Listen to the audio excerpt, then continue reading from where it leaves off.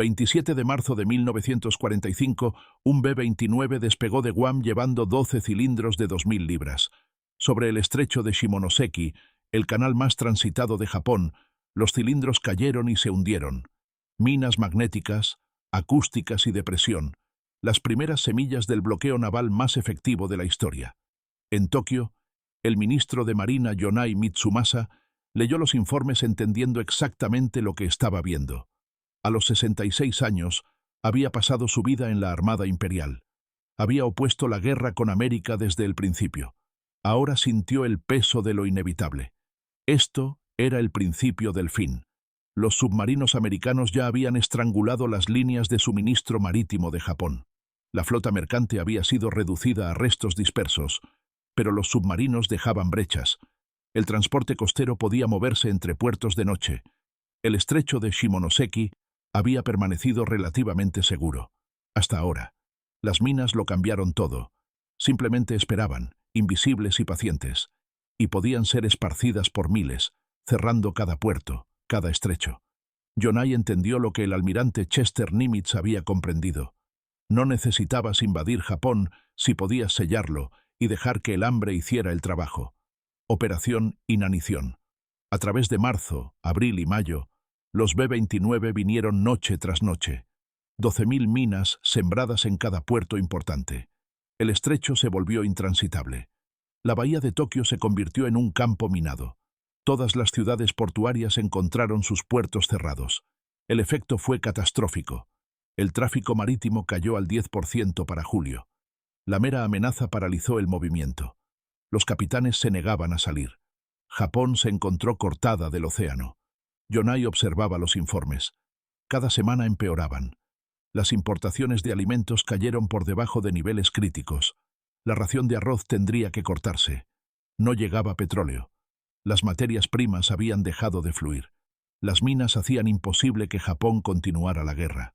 Pero Yonai no era la única voz. El ministro del ejército Anami Korechika veía los mismos informes y percibía algo diferente. Anami tenía 58 años, un soldado de carrera que creía en el bushido con intensidad religiosa. Para él, el cerco no era razón para rendirse. Era una oportunidad. Japón todavía tenía miles de aviones escondidos, millones de soldados, millones de civiles siendo entrenados para luchar.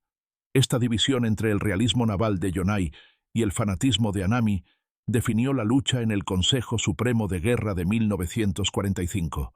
Los 6 grandes tenían que estar de acuerdo para hacer la paz, y 3 se negaban a aceptar que la guerra estaba perdida. El primer ministro Suzuki Kantaro, de 77 años, navegaba entre las facciones.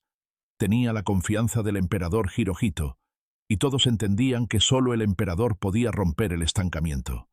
La caída de Okinawa en junio eliminó cualquier ilusión sobre las capacidades defensivas de Japón. La isla había sido defendida por más de 100.000 tropas y miles de aviones kamikaze. Los americanos la tomaron en menos de 3 meses, pero lo que sucedió después demostró la completitud del cerco. A través de julio y agosto, la tercera flota americana trajo toda su fuerza contra las islas principales. El Grupo de Trabajo 38 se posicionó frente a Honshu y lanzó ataque tras ataque. La Fuerza Aérea Japonesa no pudo hacer nada. Luego llegaron los acorazados. El 14 de julio, el almirante Shafrot dirigió acorazados y cruceros directamente a aguas costeras japonesas y comenzó a bombardear objetivos industriales. El mensaje era inconfundible. La Marina americana controlaba las aguas alrededor de Japón completamente. El jefe del Estado Mayor Naval, Toyota Soemu, luchaba con las implicaciones, observando acorazados americanos bombardear fábricas mientras los acorazados japoneses permanecían inmovilizados por falta de combustible. Sintió humillación profesional. La Marina a la que había dedicado su vida ya no existía como fuerza de combate. A principios de agosto, Suzuki convocó otra reunión del Consejo Supremo de Guerra. La situación era desesperada. La ración de arroz había sido cortada a 575 calorías por día, por debajo del nivel de supervivencia. La producción industrial había colapsado por falta de materias primas. Las reservas de combustible se medían en días.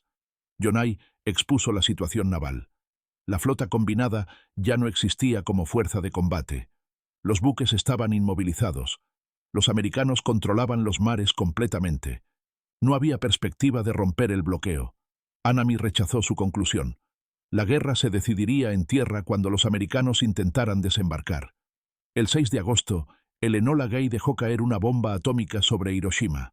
70.000 personas murieron instantáneamente.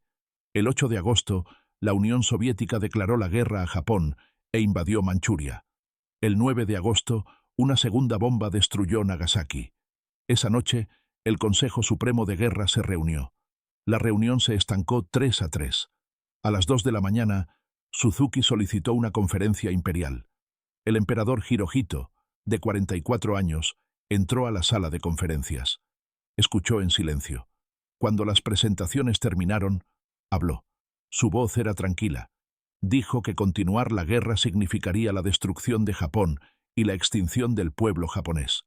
Había llegado el momento de aceptar la declaración de Potsdam y terminar la guerra. Japón se rendiría. El 2 de septiembre, a bordo del acorazado Missouri en la bahía de Tokio, representantes japoneses firmaron el instrumento formal de rendición. La presencia abrumadora era el poder naval americano. Acorazados, portaaviones, cruceros, destructores, cientos de barcos llenando la bahía, la manifestación física del cerco que había estrangulado a Japón. Yonai fue entrevistado por investigadores americanos. Fue franco de una manera que nunca podría haber sido durante la guerra. Habló de las bombas atómicas como un shock, pero no el factor decisivo.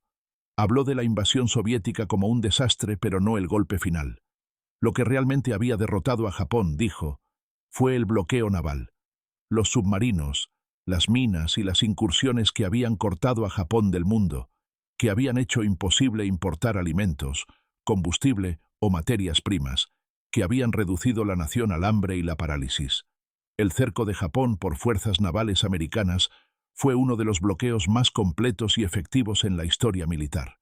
Demostró que el control de los mares alrededor de una nación insular podía ser tan decisivo como cualquier campaña terrestre. Los submarinos, las minas, los portaaviones, los acorazados trabajando juntos, dejaron a Japón sin opciones y sin esperanza. Cuando el alto mando japonés vio este cerco en el verano de 1945, algunos vieron el fin de todo por lo que habían luchado. Otros vieron un desafío a enfrentar con resistencia fanática.